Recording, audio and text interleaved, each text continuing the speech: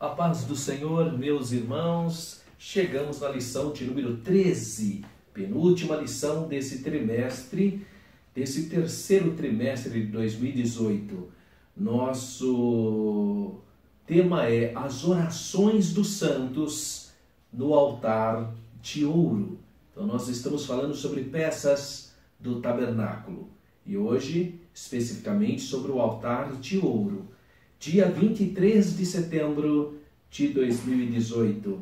Nosso textual está em Hebreus, capítulo 4, versículo 16, um textuário maravilhoso que diz: cheguemos, pois, com confiança ao trono da graça, para que possamos alcançar misericórdia e achar graça, a fim de sermos ajudados em tempo oportuno. E a verdade prática, a oração, qual incenso precioso, é a maior oferenda que podemos apresentar ao Pai Celeste, através do Senhor Jesus, com a ajuda do Espírito Santo. Vamos pensar um pouquinho então sobre Hebreus, capítulo 4, versículo 16. Nós temos aqui um versículo simétrico que está no capítulo 10, versículo 22 de Hebreus, que diz assim: cheguemos-nos com verdadeiro coração, em inteira certeza de fé, tendo o coração purificado da má consciência e o corpo lavado com água limpa. Então veja que são muito parecidos, porque a palavra-chave aqui é chegar, aproximar. Então devemos chegar a Deus primeiramente através de um sacrifício perfeito. Os hebreus, ainda na época que essa epístola foi escrita, para eles ainda assistiam às cerimônias do segundo templo, onde o sacerdote fazia sacrifícios, mas aqueles sacrifícios não eram perfeitos, então eles tinham que ser repetidos continuamente.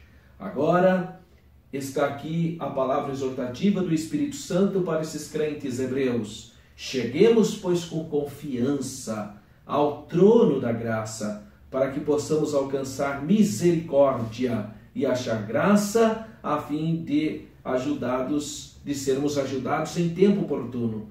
Um sacrifício único, um sacrifício perfeito que o Senhor Jesus propiciou a nós. Então nós podemos chegar diante dele, que ele acolherá as nossas petições. Nosso textual fala da verdadeira fé, a fim de dar-nos plena certeza.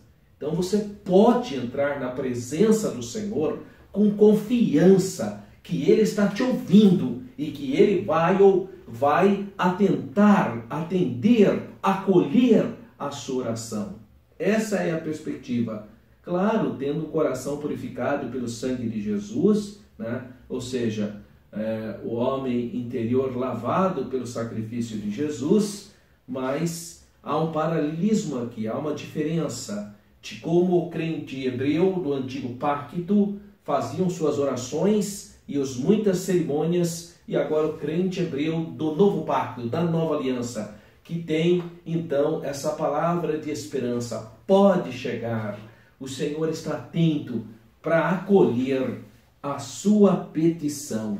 Assim, o autor sagrado declara que os ritos e as cerimônias dos hebreus da antiga aliança apenas simbolizavam ou símbolos e sombras do verdadeiro culto, da verdadeira fé, da verdadeira adoração. Hebreus capítulo 4 a 15, o nosso textuário é 16. Olha o que diz os dois versículos que antecedem o nosso textuário. Visto que temos um grande sumo sacerdote, Jesus, Filho de Deus, que penetrou nos céus, retenhamos firmemente a nossa confissão, porque não temos um sumo sacerdote que não possa compadecer-se das nossas fraquezas, porém um que, como nós, em tudo foi tentado, mas sem pecado. E aí sim aparece o nosso textuário, que é o versículo 16. Cheguemos, pois, com confiança ao trono da graça. Graças a Deus. Então, é um estímulo à fé daqueles hebreus que podiam contrapor o antigo sistema e falando da confiança do novo sistema no sacerdócio eterno de Cristo, cujo sangue nos purifica de todo pecado. Nós temos uma interação aqui. A lição de hoje estudaremos a peça do tabernáculo, do mobiliário do tabernáculo, que é o altar de incenso. Como toda tipologia empregada na tenda da adoração, no tabernáculo, essa peça, o altar do incenso, apontava para o sacrifício mais sublime que como igreja podemos oferecer ao Senhor. O que é? Nossas orações, ações de graças. Olha que bênção. Então esse é o símbolo daquele altar de incenso. Nós temos aqui uma introdução falando que o Antigo Testamento, o incenso era uma oferenda mais preciosa e excelente que se podia oferecer ao Senhor. E hoje o sacrifício mais sublime que devemos oferecer ao Senhor, então, são nossas orações, nossas súplicas, nossas ações de graças. Então, primeiro tópico dessa lição, o lugar santíssimo. Bom, seria importante que você tivesse o tabernáculo para você se localizar, né? Porque senão, se você não tendo o mapa do tabernáculo, vai dificultar para o seu aluno. Então eu sugestiono, e na própria lição que eu apresento, está lá no meu site www.professoralberto.com.br, lá tem a foto do tabernáculo cortado para você enxergar como era dentro, e também uma planta do tabernáculo para você entender que o tabernáculo tinha uma divisão, o local santíssimo e o local santo dos santos. Nós estamos falando do local santíssimo. O que tinha no local santíssimo? Candelabro, mesa dos pães e o altar de incenso. Tá? São os três móveis. E hoje nós estamos falando então desse lugar santíssimo, que estava então essas três coisas necessárias, né? O lugar, o altar e a cerimônia. Apenas o sumo sacerdote estava autorizado a fazer esse ato de adoração. Então, primeiro, o lugar santo. No lugar santo, então, ficavam as três mobílias: o candelabro, a mesa dos pães e o limiar. Especificamente o altar do incenso. Ele era feito de madeira, de acácia. Acácia é aquela árvore extremamente resistente, né?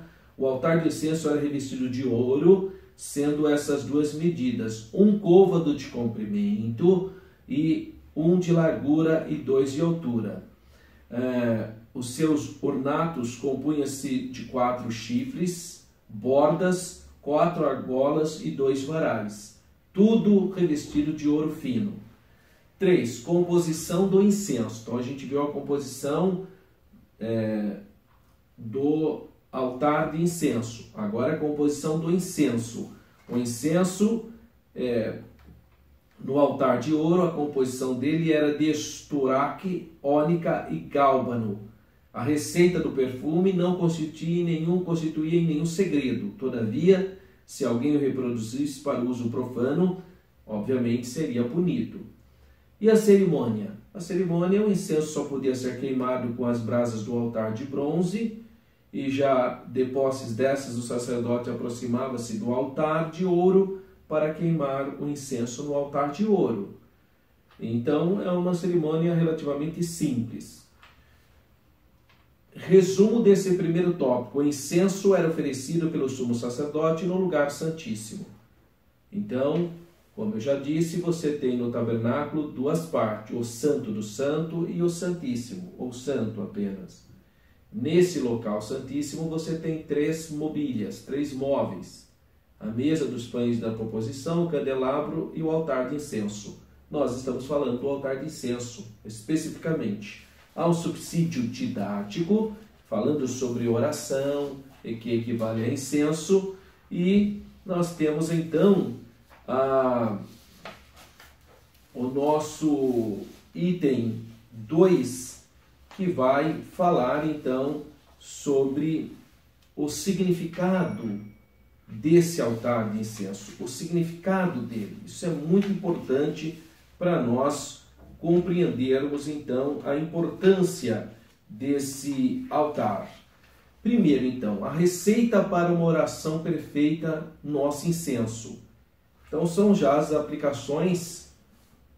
Primeiro a gente fala sobre a mobília em si, e agora as aplicações espirituais. O Senhor Jesus, no Sermão da Montanha, entregou a seus discípulos o modelo de oração. É um modelo, não é para ficar simplesmente com vãs repetições, mas ele dá uma estrutura. Ele exorta-nos a não imitarmos os gentios e os hipócritas. Então ele nos convida a entrarmos no aposento, em um local onde a pessoa tem a oportunidade de, a sós com Deus, abrir o seu coração diante do Senhor. E pode entrar com ousadia. O nosso texto diz com confiança, com fé. Além do mais, todas as nossas súplicas chegarão aos céus por intermédio do Espírito Santo. Nós temos um Paráclito, nós temos um Consolador, o Ajudador para nos ajudar. Às vezes você nem sabe orar, às vezes você nem tem força para orar, mas a pessoa do Espírito Santo te ajuda com gemidos inexprimíveis. 2. A oração como sacrifício ao Senhor. Então o salmista, conhecendo perfeitamente a simbologia do incenso sagrado, assim orou ao Senhor no Salmo 141, versículo 2. Suba minha oração perante a tua face como incenso, e seja o levantar das minhas mãos como sacrifício da tarde. Olha que analogia bonita. Quando nos dedicamos integralmente ao Senhor, toda a nossa vida torna-se o quê? Em oferenda a Deus. Torna-se então em oferta a Deus. E 3. A oração dos santos na grande tribulação. Essa passagem está em Apocalipse, capítulo 9, versículos 9 a 17. É o período da grande tribulação, logo após o arrebatamento da igreja. Então, como que a nossa igreja Assembleia de Deus ensina a sua escatologia? Nós cremos que Jesus virá em 2 fases. A primeira fase, ele virá exclusivamente para raptar, arrebatar a igreja. Então, se cumprirá o que está escrito em 1 Tessalonicenses, capítulo 4. Porque a trombeta soará, e os mortos ressuscitarão, e os que estiverem vivos serão transformados. Então, arrebatamento. Jesus virá, então, nessa primeira fase, e levará os fiéis, os que estavam mortos ressuscitados e os que estavam vivos transformados, para as bodas do Cordeiro. Esse é o período da grande tribulação. Então, de acordo com a Bíblia, nós não passaremos pela grande tribulação. Graças a Deus, porque Jesus é aquele que nos livra da ira futura. E aqui mostra o período da grande tribulação. Logo após o arrebatamento da igreja, haverá um grande número de mártires. Esses mártires, todos estes, apesar da perseguição do anticristo, atuarão como fiéis testemunhas de Jesus. As orações desses mártires, desses santos, recebidas nos céus, são recebidas como incenso de grande valor. Apocalipse capítulo 5, versículo 8, capítulo 8, versículo 3. Ninguém pode deter o poder de um santo que no culto do seu quarto roga e intercede ao Senhor. Nós precisamos compreender, irmãos, todos nós, a importância, o poder, a relevância da oração. Nós temos que pôr isso como prioridade na nossa vida. Em 1 Tessalonicenses 5,17, o apóstolo Paulo nos orienta: orai sem cessar. Então, o resumo do tópico 2. As orações dos santos são como incenso precioso diante de Deus. Nós temos um subsídio bíblico teológico que fala da oração modelo do crente, e nós temos então as considerações finais. Então veja, nós estamos falando do altar, Nós estamos falando então do tabernáculo, porque o livro que nós estamos estudando é o livro de Levítico, e nesse tabernáculo você tem o lugar santo ou santíssimo e o local santo do santo, ou o mais sagrado dos sagrados. No local santo nós temos 3 móveis: o candelabro, a mesa dos pães da proposição e o altar de incenso. A lição hoje fala do altar de incenso, cuja simbologia para nós nesse momento são as orações, as gratidões, as súplicas dos santos. Encerrando, Zacarias, pai de João Batista, ao ser escolhido para queimar o incenso sagrado na casa de Deus, teve uma experiência extraordinária. Isso está retratado na palavra de Deus. Ele, na verdade, estava então no lugar santo, e quando ele estava ali colocando incenso, apareceu um anjo do Senhor. Então, olha que coisa linda, né? Que coisa maravilhosa. Foi ali no lugar santíssimo, se levarmos as consideração de Hebreus 9:2, que ele teve sua oração respondida. Isso está em Lucas 1, versículos 5 a 23. Ele viu o anjo, ouviu deste o anúncio profético. Foi o anjo Gabriel que apareceu para ele também, sobre a vinda do Messias. Vamos ler o que diz Lucas, capítulo 1. É uma passagem muito bonita, porque mostra como o povo ficou tenso ali, né? Naquela expectativa de ouvir a voz de Deus, né? O povo estava ali todo naquela expectativa, sabia que alguma coisa tinha acontecido, porque o sacerdote estava demorando para oficializar nas suas responsabilidades. Então, diz assim, existiu no tempo de Herodes, rei da Judéia, um sacerdote chamado Zacarias, da ordem de Abias, e cuja mulher era das filhas de Arão, o nome dela era Isabel, e eram ambos justos perante Deus, vivendo irrepreensíveis em todos os mandamentos e preceitos do Senhor, e não tinham filhos, porque Isabel era estéril, e ambos eram avançados em idade. E aconteceu que, exercendo ele o sacerdócio diante de Deus, na ordem da sua turma, segundo o costume sacerdotal, coube-lhe em sorte entrar no templo do Senhor para oferecer o incenso. Então, exatamente lá no altar de incenso. Olha, toda a multidão do povo estava fora orando na hora do incenso. Então, o anjo do Senhor lhe apareceu, posto em pé à direita do altar do incenso. E Zacarias, vendo, turbou-se e caiu sobre ele. Mas o anjo lhe disse: Zacarias, não temas, porque a tua oração foi ouvida, e Isabel, tua mulher, dará à luz um filho, e lhe porás o nome de João.